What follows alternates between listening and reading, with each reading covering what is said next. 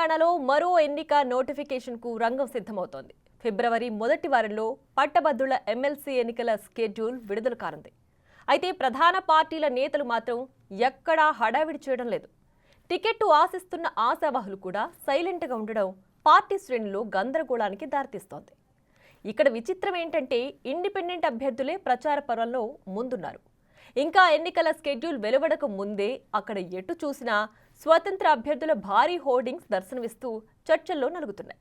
అసలు ఇంతకీ అక్కడ పరిస్థితికి కారణమేంటి?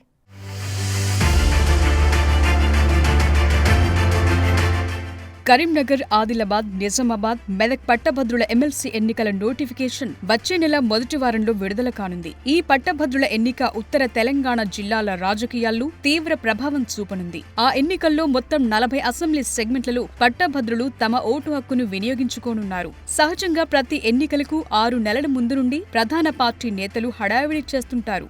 ఎన్నికలకు కసరత్తు మొదలు పెడతారు. సమావేశాలతో బిజీగా గడిపేస్తుంటారు.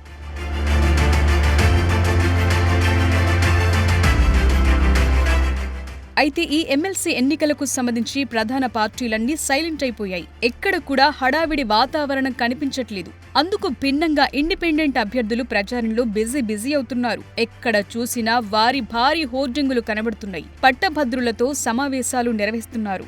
గ్రాడ్యుయేట్ ఓటర్ల ఎన్రోల్మెంట్ కూడా ఇండిపెండెంట్ గా పోటీ చేసే అభ్యర్థులే ఎక్కువగా నమోదు చేయించారట. అన్ని సెగ్మెంట్ల మండలాల వారీగా పట్టభద్రులను ఓటర్లుగా నమోదు చేయించారు.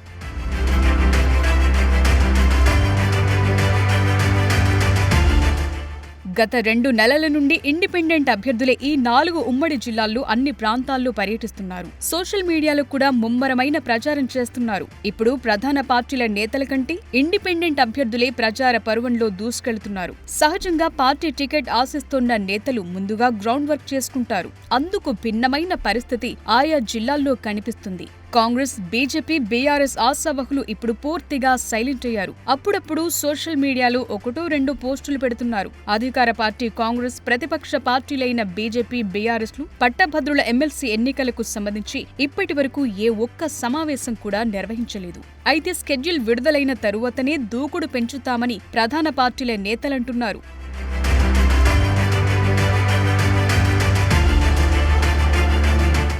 కాంగ్రెస్, బీజేపీ నేతలు ఈ ఎన్నికపై అప్పుడో ఇప్పుడో మాట్లాడిన బీఆర్ఎస్ మాత్రం నోరు విప్పటం లేదు.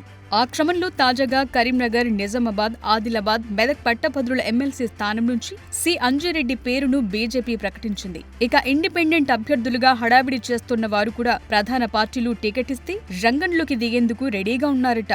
అందుకే ఆయా పార్టీ పెద్దల దృష్టిలో పడటానికి ముందస్తుగానే గ్రౌండ్ వర్క్ చేసుకుంటున్నట్లు చెప్తున్నారు.